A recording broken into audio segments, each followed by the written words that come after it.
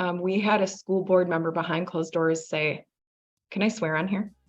Sure. Okay. She said, this is like day 12 of our strike. Let the teachers fucking burn. Leave them out.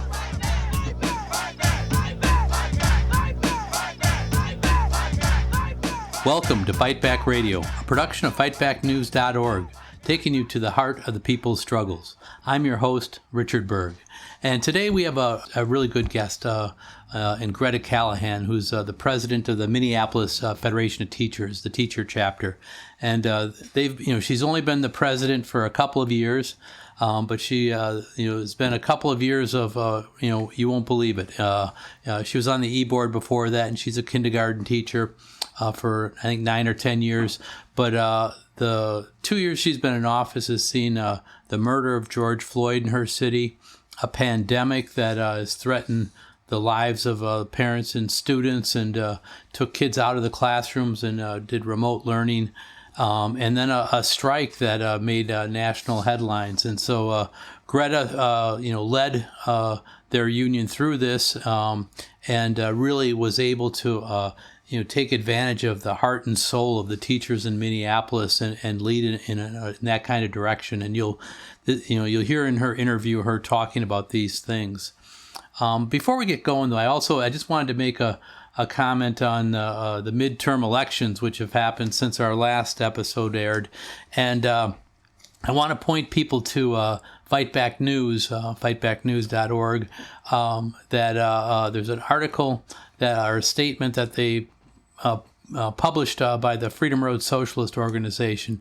And I thought it was interesting. It talks about the need for us to struggle at this time, and that it's actually very good conditions for us to fight for the things we need to fight for. The crazy right wing did not accomplish all they had hoped to during the midterm elections, but we shouldn't be fooled and think, oh, well, that's all going away. We continue to see, especially in southern states, but across the country, a move to suppress the black vote or the vote of people of colors. And now we're starting to hear about talking about that the Congress, which is going to be Republican now, the House of Representatives is talking about ways to stop giving any measure of humanity to immigrants in this country. And so the conditions for us to fight are there, and we must. It's our obligation to stand up and fight. So I want to point people to that. We'll put it in the show notes, the statement from Freedom Road. But it's an important time, and we need to continue to fight and put forward our program, one that involves the working class, the multinational working class. So anyways, as I mentioned, we have Greta Callahan here, and an excellent interview. So here's Greta Callahan. So welcome to Fight Back Radio, Greta.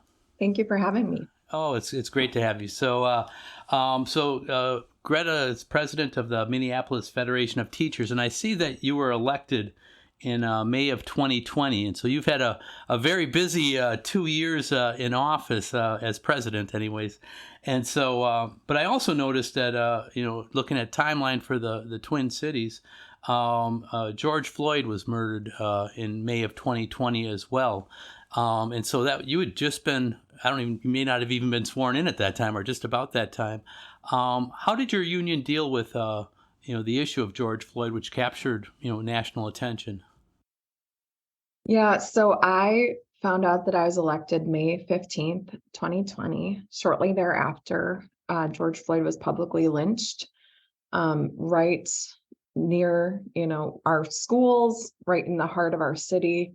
And I mean, as a union, as educators, we hit the streets. We were a part of every inch of what happened in Minneapolis, from the uprising to really supporting each other as community to protesting what felt like nonstop, round the clock, against police murdering Black and brown people.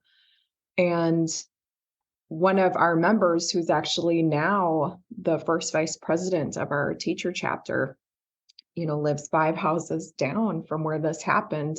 It was one of her students who recorded the Oh my murder of gosh. George Floyd and put it on the internet. Um, so this hit really close to home for our members, and Marcia Howard, who's our first vice president now, um, started occupying the square. Well, we call it the square at George Floyd Square, which is the intersection essentially where this happened, 38th in Chicago. And with community, she has been occupying this space. It's, as far as I know, the longest autonomous zone occupied space in the country.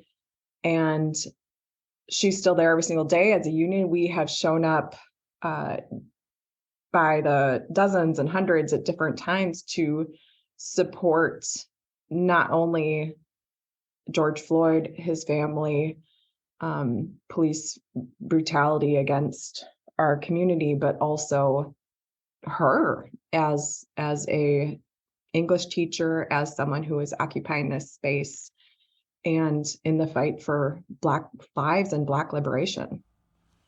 Can you talk a little bit about? I know you were a kindergarten teacher for a lot of years, and you were president when this happened, when George Floyd was murdered, and how did that affect? You had teachers had to go to work, right? They had to go to school and deal with this. How did what kind of stories as president of the union were you hearing back from your members about trying to deal with working with children during a time like that? Well, and let's not forget that we were on lockdown. We were not in person with our children. Um, in fact, right after George Floyd was murdered, that was the first time I had even seen people outside of my own home in many, many weeks. Um, so our kids were online and everyone was already struggling. It was already a very dark, depressing, hard time in humanity and especially in education. And so I think that made it even harder. So as our students were struggling, we weren't there to give them a hug, right? And you Mm-hmm. saw more and more kids turning off their cameras and not showing up and feeling isolated.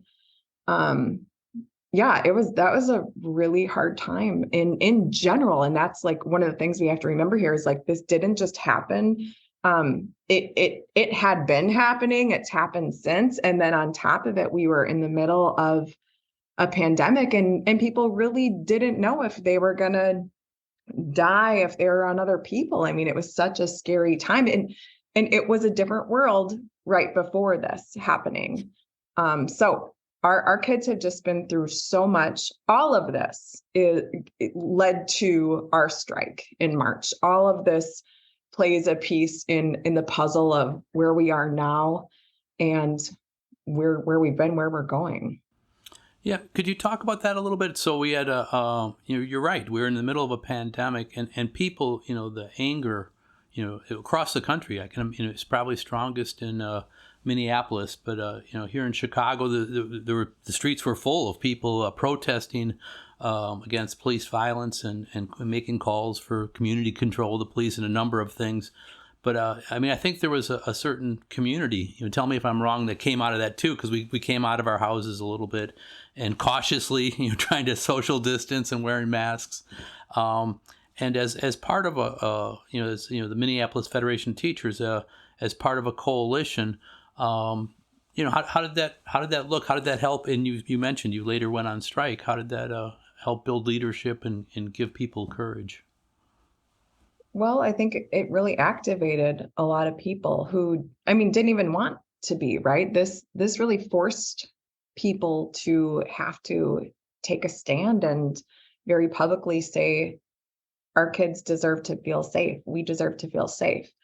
And shortly after this happened, we as a union were successful in removing police from our schools, because prior to that, we had cops in our schools.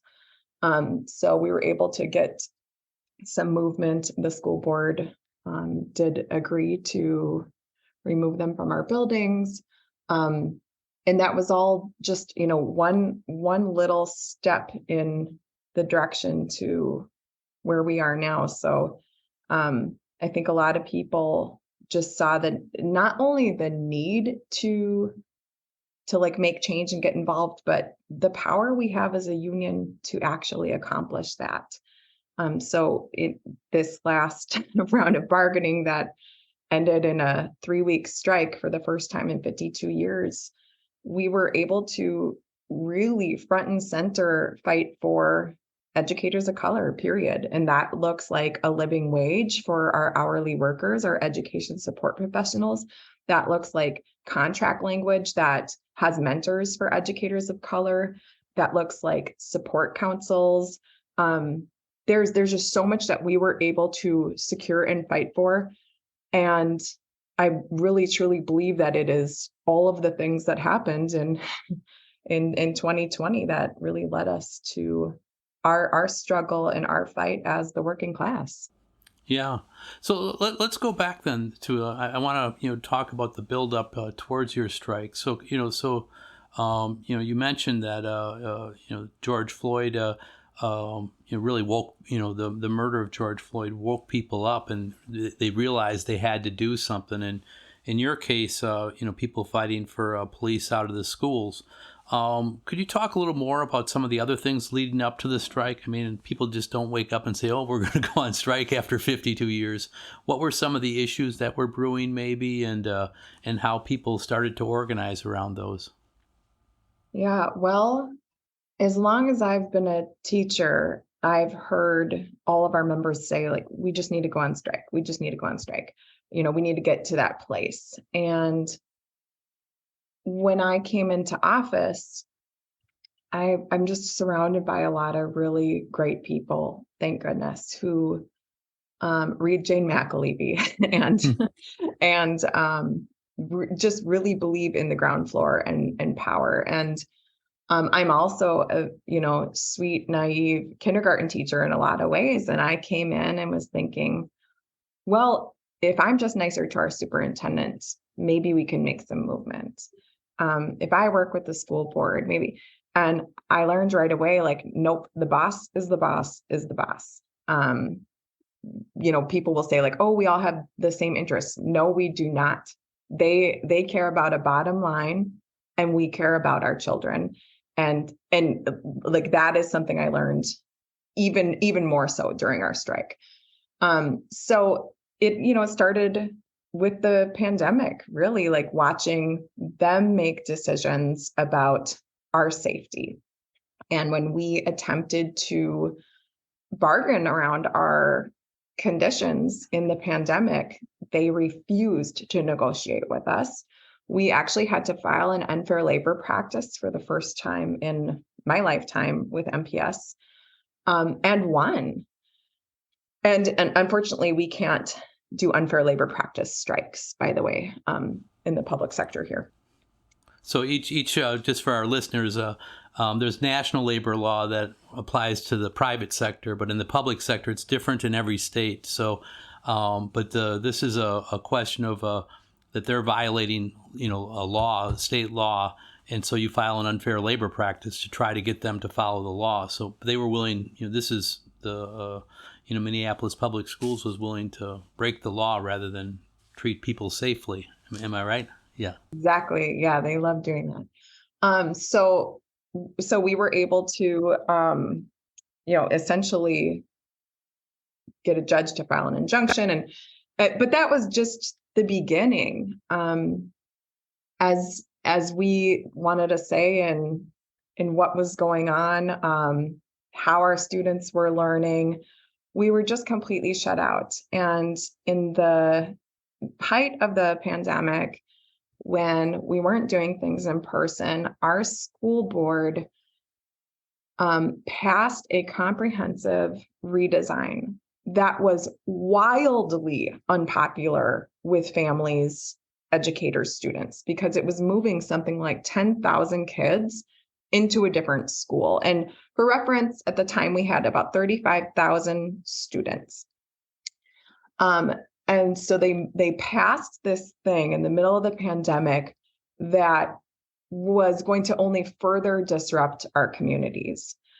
So the public lost just a ton of trust with our school board, with MPS, Minneapolis Public Schools. And as educators, we did too. We just saw that it just became more top down and not centered on children. And, couple that with a superintendent who was such a misogynistic pig. His name is Ed Graff. Here's his address. Just kidding. Don't hold back. I won't. And who refused to have a meeting with me, but would meet with my male counterpart. Oh my gosh. And a school board who, because of our union's stance against the comprehensive redesign, refused to have a meeting with me ever. So it was some pretty nasty conditions, and it was 100% driven by adult egos. So, fast forward, with our education support professionals, our ESP chapter. So together collectively, we are, 4,500, 5,000 members, depending on if positions are filled or not. And we decided to bargain or to file to bargain together. And so at the same time, we pretty much got. So you're just to get it right, you're one local union. But you have 3 contracts, 2 of which your chapter, the teacher chapter, controls, and then there's a third one that is controlled by another chapter of the Minneapolis Federation of Teachers. Yep, and we all have a joint executive board, so our governance is merged. Okay. Yep, but so we have historically just bargained separately, but of course, supported each other. And so this time we filed, we were just coordinated, I'd say. We started off coordinated, trying to have people on each other's teams, at least to support. And we, as a teacher chapter, really took advantage of the public aspect to our bargaining. So we can publicly bargain, and we live streamed it on Facebook. So the bargaining sessions were live streamed? Heck yes. And that was so great because we were getting something like 10,000 views on some of these sessions. So the public was paying attention and watching. And we started off being extremely centered on supporting educators of color. Of course, we were fighting for all the things, which I can get into in a little bit, but our first proposal was centered around supporting educators of color. And fast forward to, maybe a year and a half later, because we were bargaining publicly for quite a while, maybe just a year. And because what they were doing, which was extremely top down, not centered on kids, was being exposed very publicly. Like they couldn't help themselves. And it was out there forever on Facebook. They filed for mediation.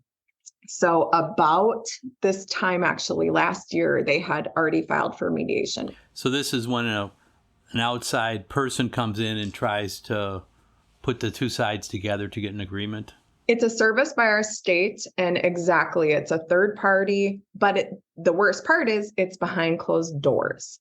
So we could no longer have our public sessions, which is exactly what they wanted. So before we went into mediation, we made sure to Facebook live stream all of the proposals that we were bringing into mediation.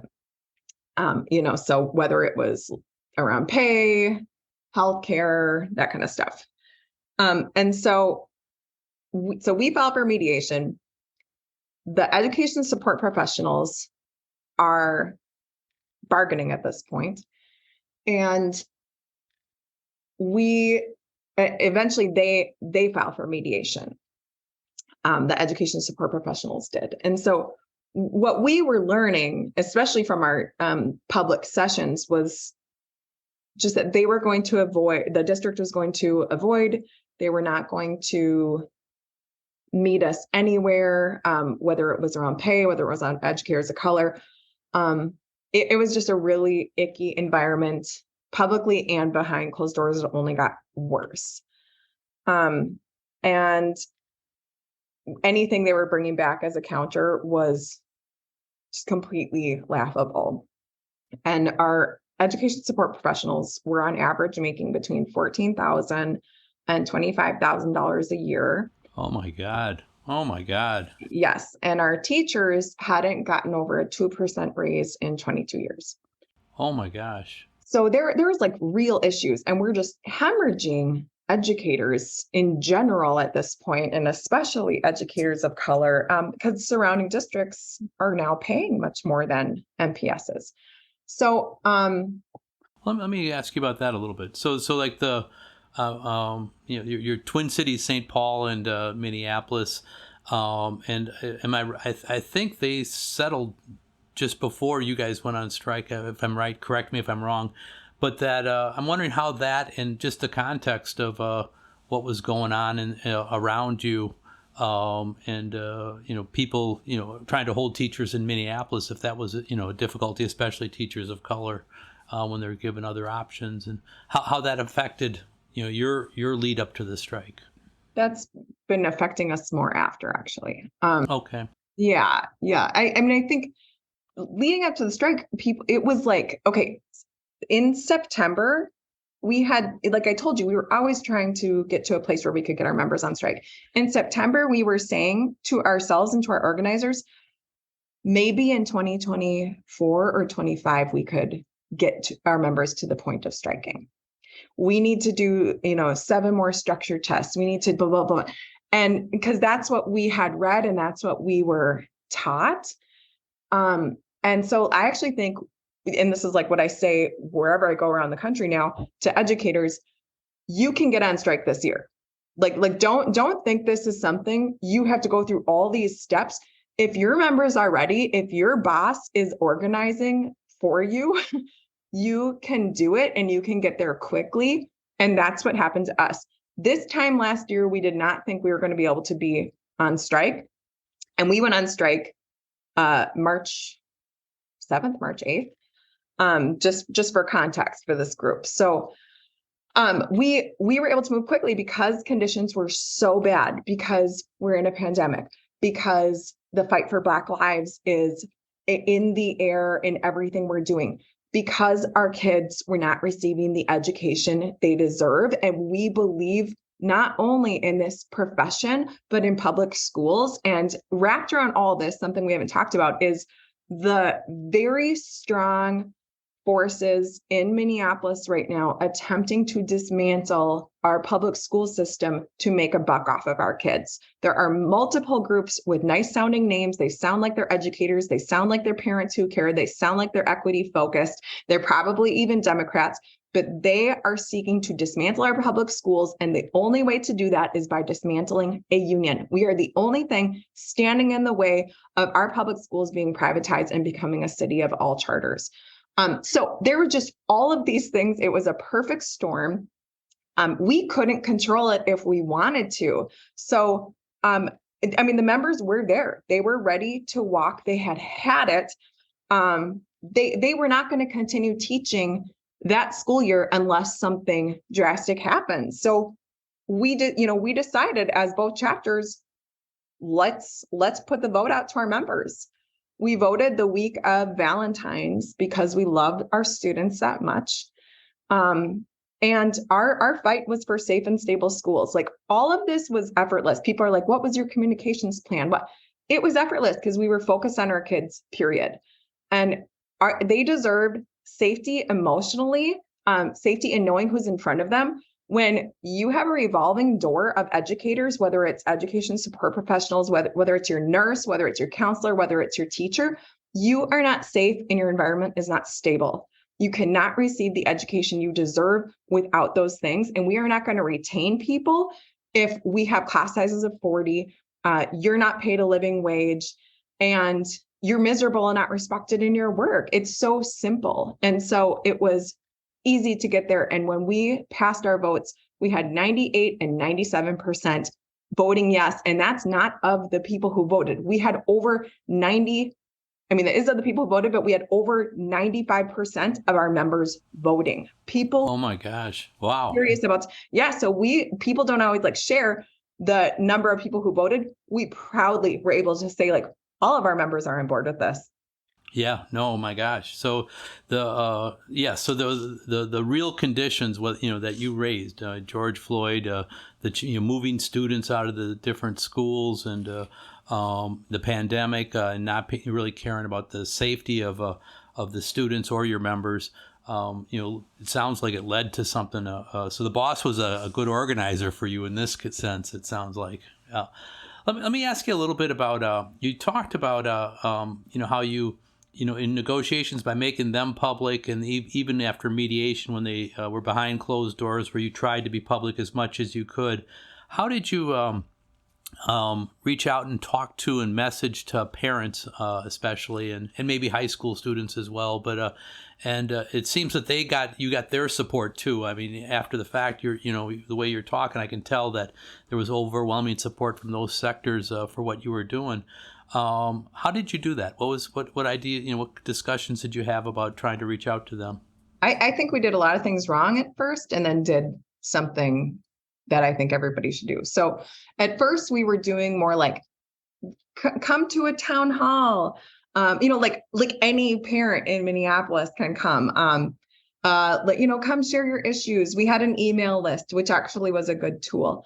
And of course we're using social media, but parents, over 75% of parents across the country love and are really happy with their child's teacher, even if they're not happy with the school or the school system or whatever. So like we just went back to the basics, like let's not reinvent the wheel. So every single site before the strike, because honestly, parents were like, yes, of course. And our kids have been through so much. They've already been home a lot. Oh my, it was like giving parents anxiety, like, oh my God, how long will this be? They'll be home with us, So every single site, we have 72 sites, held a meeting with their families, and it was virtual. And so we had like 6 big things we were fighting for in our strike. And one of the teachers or education support professionals shared a personal story along with each of the 6 things. So like 6 different people shared a personal story relating to why they need health insurance they can afford. And like stories where every parent was just sobbing, going like, oh my gosh, Miss Williams' husband has cancer. I didn't know that. That's why she has to have this. Or Miss Tequila, who my kids see every single morning, cannot afford to live. So she has to work 3 other jobs. And this is what her life is like. It helped our parents really see the people they love who care for their kids in what we were fighting for as a union. So it like personalized it, which we see every day as a union, but the outside doesn't always. And that is what, just completely carried us into the strike across the finish line with the support of the community. Let me ask you, like during this strike, then, what were, as a president in a union that hadn't struck in 52 years, what surprised you? What did, during the strike, what weren't you expecting that came, good or bad, and how did you deal with it? Yeah, I actually like want to share, like, I'm really traumatized from our strike. I am a person who is completely driven by our students. I am only in this position because I thought and believe I can do more for them. I love being a teacher. I love being a mom. It is like everything. And so finding out that the people in power are the antithesis of that was the hardest part for me. We had a school board member behind closed doors say, let the teachers fucking burn, leave them out. Because it was about their issues as adults, and they like couldn't remove that. Like they were willing to leave us out forever, and our children, to punish us for taking a stand and saying what you're doing is wrong and you need to change. It was so nasty, and like just seeing that side of humanity was so hard on my soul. And it's not something I could always talk about publicly, because it was behind closed doors. And so for so much of my strike experience, I was in the pits of hell bargaining, which is like, 6 a.m. to 3 a.m. Like, you do not sleep. You don't get to have all the joys of the streets. We did for the first couple of days, like, do it all, right? I was like on the lines in the morning, bargaining all day, going to the events in the afternoon, bargaining all night. And we learned really quick that they were in no rush. There were 3 days during the beginning of the strike where they didn't even talk to us. And honestly, I was like, we did everything right. Everybody was in. We had, even like the papers were releasing that we had less than 5% of our members not on the lines. So 95% plus of our members were on the lines every single day. And this was like multiple days into the strike, and it's freezing outside. So like, we had all the right tools, and I thought that would be enough. And honestly, so did our members. We thought, like, that is the largest step. That's the last resort. And the truth is, if you have like the most evil people on the other side of that table, they don't care. They don't care if people are getting hurt or families are suffering. So that was like the most depressing, effed up thing of the whole strike for me. Seeing our members, of course, was just like the most beautiful, joyous. There is no other high like being out on the lines with thousands of people saying, like, I'm fighting for kids. I'm fighting for my colleagues to make a living wage. Just seeing like the best part of humanity on the streets doing what it takes was the best part of the strike. And that's something like nobody can take away. And I told you there was this comprehensive redesign that like just killed our communities.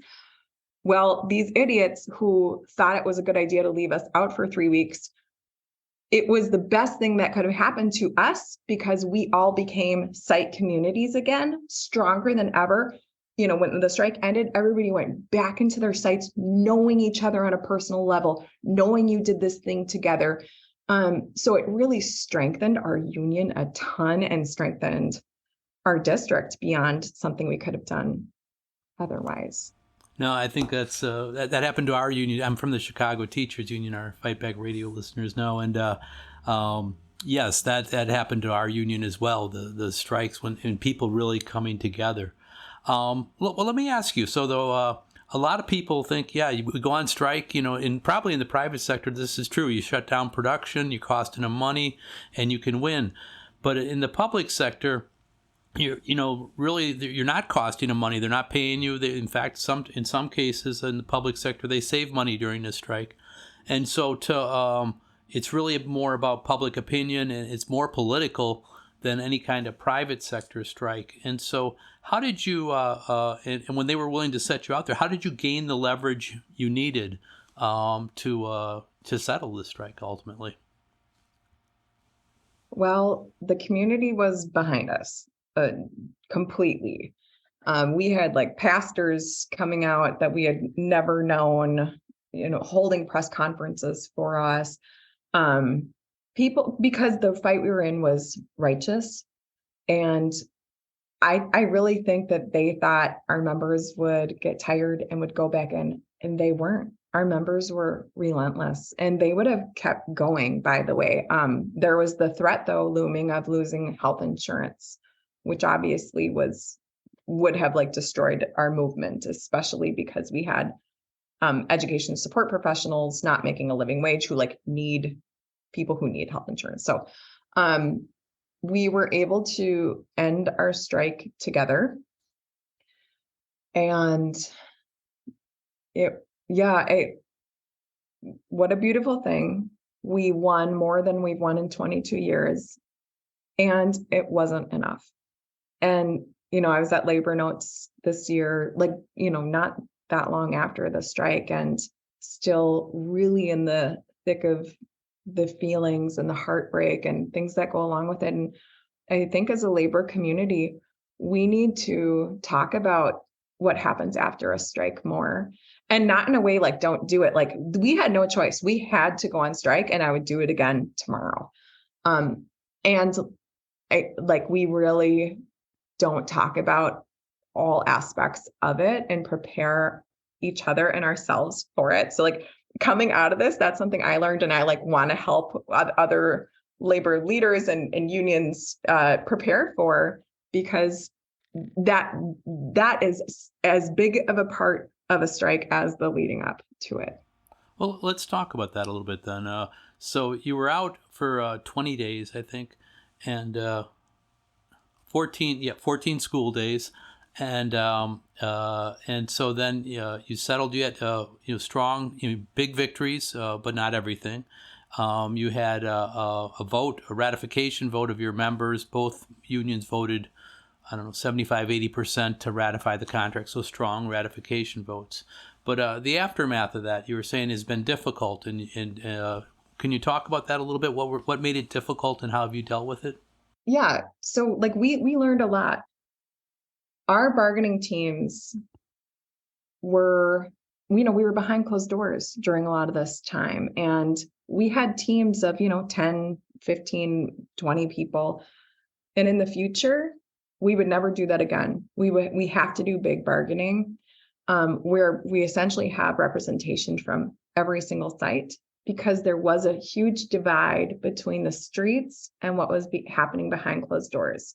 We communicated every single day. Of course, we were doing videos, we were doing emails, and you just can't have the transparency that you want to when you are behind closed doors. And so we really need that divide to never happen again between the streets and the table.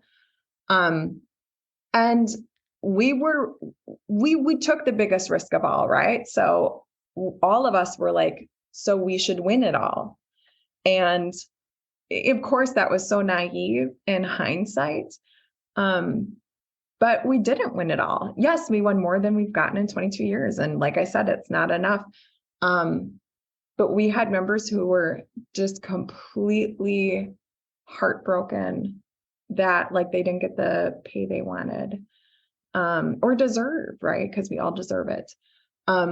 And because of this, the way we had set it up as a bargaining teams, the ESP president and myself were really the face behind closed doors of what was going on, which really set it up so that anyone who was disappointed had like a person to blame, even though it was like a team and we're all a group effort and all that stuff. So there was like a lot of anger, a lot of sorrow, a lot of I don't know, people needed to take it out, their heartbreak out on someone. And it was really hard. This is something I think as unions we can deal with every day, going to a site or talking to members. If someone's angry, sometimes they'll be like, well, I'm done with the union, or I'm mad at the union. And I'm always like, your anger is righteous, but let's not forget that it's actually the man at the top who is in charge of that, or who we need to focus our energy on, or those at the very top who we need to collectively fight against to make change. And so it was like everyone's heartbreak was valid. Their anger was so valid. And I think some people lost sight of like who the problem is. Like, shame on our district leaders who would do this to kids and to members. Shame on them. And at no point as a bargaining team were we like, oh, we're too tired, so we settled, or oh, like, no way. We would have held the line forever. And it's hard because at some point you have to go, are we going to extract anything else? And we truly, truly 100% believed we extracted all we could possibly extract from the people that we had to work with. So it honestly just took, for myself, months and months and months to really wake up again and to get out of that funk and to I still lay awake at night, 3 a.m. every single night and think about the strike and the things that go along with that. So yeah, so I'm not trying to be a downer because it is the best thing we ever did. And I want to like prepare other future strikers for like, hey, it may not end the way you thought, but it is a very it's something that you have to do if you've done everything else. You have goals for the next round of negotiations, it sounds like, as well. Oh yeah, just it's great that this happened because we're like, here's what we will do differently next time. And you know what? There's like these things we won, right? And then there's these things that we won. Like our superintendent resigned. One of our worst school board members resigned. Multiple evil school board members decided to not run again. So we were able to run candidates who were running on our safe and stable schools agenda and just won. So we're flipping our school board. We're getting a new superintendent. Like that is because of our change as a union and with community that we're going to turn this district around because it was headed off of a cliff.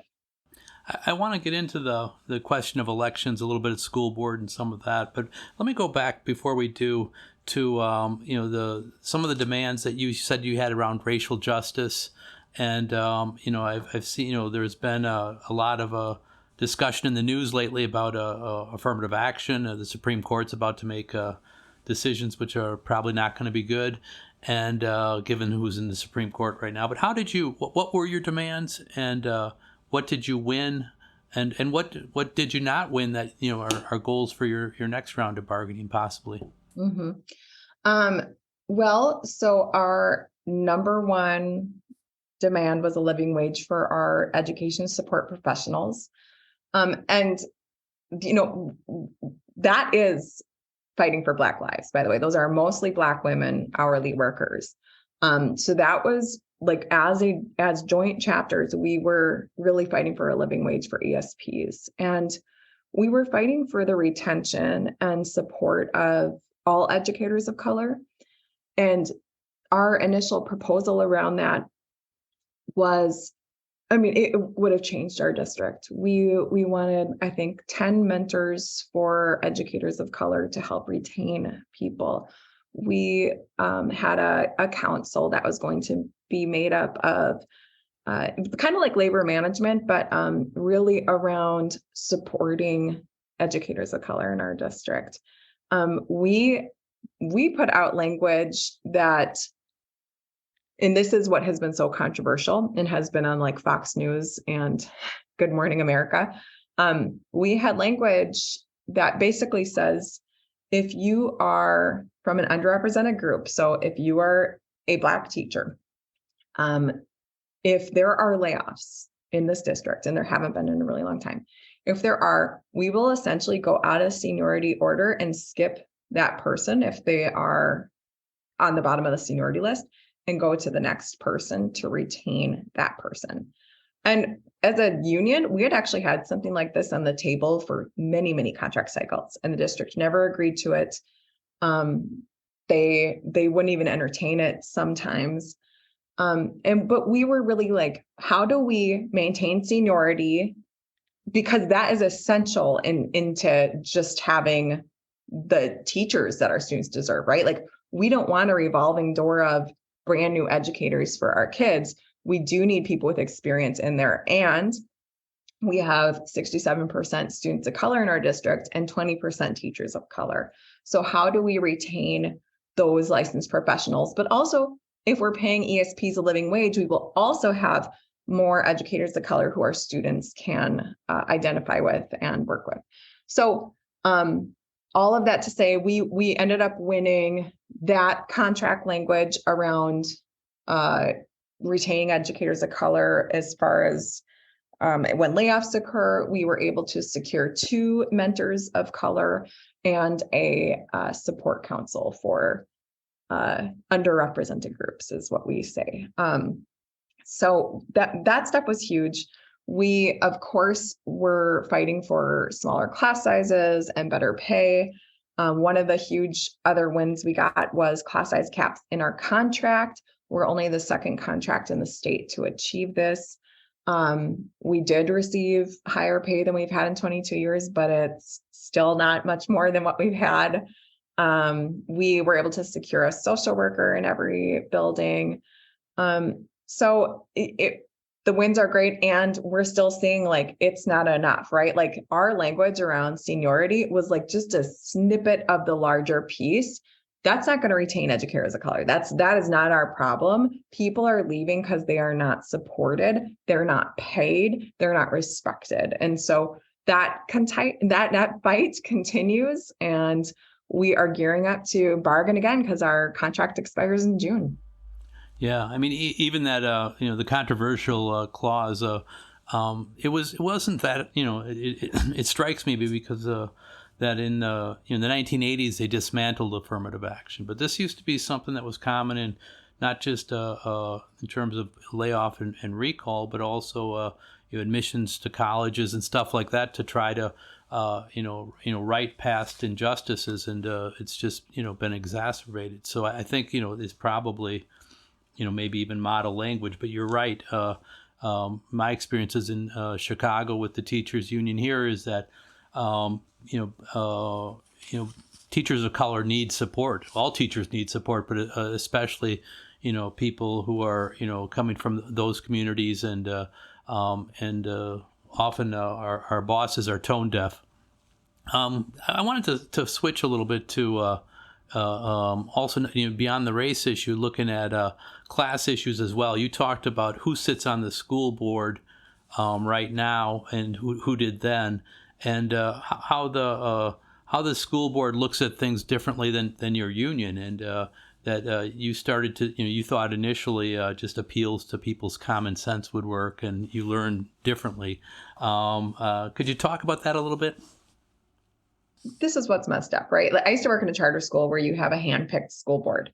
The good thing about public schools is we have a publicly elected school board in Minneapolis. So their interests actually shouldn't be different than ours. It definitely was for some of them, but more than anything, like their job should be to direct the superintendent's work. It was the opposite. The superintendent was directing their work. And it's HR, it's the like we were negotiating against the head of HR, some guy from, he said he was, supposedly from an equity part of the district, but at the very top, a lawyer. It was just like, who are these people? These aren't people who care about kids. These aren't the publicly elected people. We should have had the school board in there or the superintendent. But we were negotiating against people who only care about money. They call our children market share. So that is, it's just the absolute opposite of who we are, what we're fighting for, what we're doing. And I didn't bring this up earlier, but like one of the things that really helped us and did actually move a lot of these ding dongs was the kids. Our students decided to occupy the district headquarters. Oh, that's so cool. Everywhere. Like we would leave, at like 1 a.m. from bargaining, and we were stepping over sleeping bags of students. They were everywhere in the building and took it over and like totally on their own. Like they weren't even like talking to us. They were just like supporting us. So it was just so cool to see like the real people, the real movement, which is the opposite of these folks at the top who just care about money. Well, let's talk about the elections then. So there's elections for school board. You were involved this time around. Yeah, probably you always have been to some degree. This is new in Chicago to us, by the way. We do not have an elected school board, and we just passed a state law that will give Chicago a chance to elect school boards. So I'm very interested in what you have to say here. But just because you have elections doesn't mean your enemies don't get involved in it as well or put money here or there. So could you talk about the most recent school board elections in Minneapolis and how you dealt with that? Yeah, well, this election was us versus them. And in Minneapolis, we don't have like the anti-CRT, like critical race theory people or any of that stuff. In fact, I'd say it's the opposite. And so it might look like all of our candidates were very liberal or Democrats, but it was like labor people versus the privatizers. That is who was running against the people we were supporting. And these privatizers were, that was one of the shocking things in the strike, actually, was like day one, watching these groups with nice sounding names, finding reasons why they couldn't support us or why they think what we're doing is actually racist or harmful, and doing everything they could to dismantle our strike and our movement because it was uniting, because it was strengthening our districts, because the things we were fighting for were going to improve the public schools. They did everything they could to stop us. I mean, they would hold press conferences. They would come film us in our faces. And it was confusing for the public to see that because they're like, well, who are these people? They sound like they care. And so these are the folks who then ran candidates against the ones we were endorsing. And yeah, so that was really scary. However, people support their educators. And so we got almost all of our candidates in. One person who I'd say is on the, quote, other side made it in, but we believe now we will have a majority on the school board, but we have always been involved in our school board elections. What we have not done a good job of doing, and so this is my advice to you, is don't get them in and then let them go. We've gotten great people and people who said they were fighting for our values. It's like any candidate. Mm-hmm. And then we didn't keep them close. And so all they're hearing is the nonsense from HR or the nonsense at the top, which is not reality. So this time we're keeping everyone really close. And luckily, two of the people who won are former members of ours. So that's good. It's really exciting. And we can't wait to see just the changes that will happen. Oh, that's fabulous. So, how do you connect? Could you talk a little bit about what the elections looked like, and how do you connect what's happening in the school and with parents and with the elections, and saying that this is something that is important. And then I know here in Chicago that we have the Walton family who runs Walmart, and Bill Gates who runs Microsoft, or did. These billionaires put the enormous money in behind these different sweet sounding organizations that you mentioned. Yep, same people, no doubt. Yeah. But so how do you how does that fight look like, and how do you deal with that? Well, I think during the strike, our families really did get to see wow, the district leaders are corrupt. They're keeping these educators out in the streets who are fighting for Black lives. So people just don't trust them anymore, and they do trust us. So we held public screenings, and we Facebook Lives them. We're like the queens of Facebook Living over here. So the public got to see, but we were, as members, door knocking for our candidates every weekend. And we're like, hey, we wouldn't have been on strike if these people were elected. And that was all our parents needed to hear. Oh, okay, that's all we care about, because we don't want that to happen again. We want you to be supported. We want our kids to be supported. So it was not hard, I'd say, getting our folks elected. So now that they're in there, let me pivot a little bit. So I'm looking at the situation. We're coming out of a pandemic. I think I saw a quote from you about the possibilities coming out of a pandemic, or potentials. But at least in many of our schools across the country, there's not the social emotional supports that we needed before the pandemic, much less after something like that. And what kinds of things do we want from the school board in Minneapolis, or anywhere for that matter? And how what does education look like going forward from here? Well, what we want it to look like is, at the most basic level, our students receiving everything they deserve. And that means you have the individualized supports that you need. That means if you have a different learning style, your educators around you also have like the time, space, and energy to help you learn in those different ways. It means you have the arts back. These are all things that we have just cut, let alone mental health supports. We have one of the worst ratios in the country of counselors to students.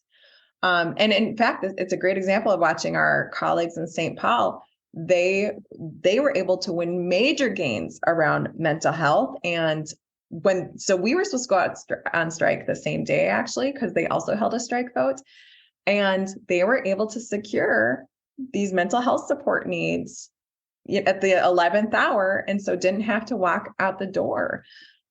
So it's just a good example. And like, we're hearing like their students are feeling more supported in schools. They're not having as many teachers quitting in the middle of the school year.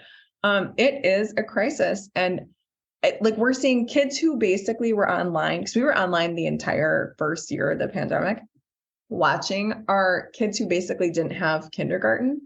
Now, really, we're watching them work through in real time that trauma. And not just kindergartners, like every grade, right? And so our kids need support, and the answer to the people we currently have who are holding office, because our new board doesn't take over until January, are like outsourcing this kind of stuff or getting tutors online. And that's not what our kids need and deserve. And in Minnesota, we are $5 billion underfunded in public education. And we have right now over a $10 billion surplus and a governor who was a former union member and teacher. So we are demanding and expecting major changes right now as we move forward, not just at our local level, but across the state, because we have the money. It's the will of those at the top who need to make those decisions to support our students. We can't keep going this way, or public education will cease to exist, and it will all be cyclical. We have all these crappy charter schools, it's the haves and the have-nots. That is not what education is about. Every single child deserves a public education. They deserve an education. And so it is only up to us. We are the only thing, our union, supporting public schools and making sure that they stay and thrive. So elections matter, but so do the people on the ground floor. Oh, that's well said. So we're coming to the end of our time, Greta. Is there anything else you'd like to add for our Fight Back listeners? Yeah, just that collective action works. Before we went on strike, our Teamsters were voting to go on strike, which is our bus drivers here in Minneapolis. As we were on strike, the food service workers took a strike vote. If we as teachers had just gone on strike, our ESPs, our education support professionals, wouldn't have won a living wage, which they did, by the way. It takes all of us. And so one thing we are taking away from this experience is we have to continue working together. So if you are in a school district, if you're in the private sector, wherever you are, find your other unions around you, have monthly meetings with them. That's what we do now, so that you know what's going on with their stuff. File to bargain at the same time. Go out to their actions. Solidarity is everything. And if we are all taking these actions together, we will continue to win. Well said. That's a good way to end. Solidarity definitely matters and is everything, I think, is the way you said it. And I like that better. So thank you so much, Greta, for joining us on Fight Back Radio. Thank you, Greta Callahan. Excellent interview. I think we all got a lot from that. Learning about all the things that are involved in a strike, and really, how Greta took advantage of the motion of her members and understood it. And even I'm especially, I think, appreciative of her reflection on the strengths and weaknesses of the strike, and so that we can learn from that. So thank you, Greta, for that. We'll put in the show notes how people can get a hold of the Minneapolis Federation of Teachers. If you want to get a hold of me or Fight Back Radio, you can reach us at richard.fightbackradio@gmail.com. I want to thank our production team, who especially, as we're getting into the video ends of this, it's we're learning and hopefully getting better as we go along. But Dodd McColgan, Shane Tremley, and Vince Olson, they make all of this happen. So I really want to thank them. And so for our entire Fight Back Radio team, I'm Richard Berg saying until next time, all power to the people.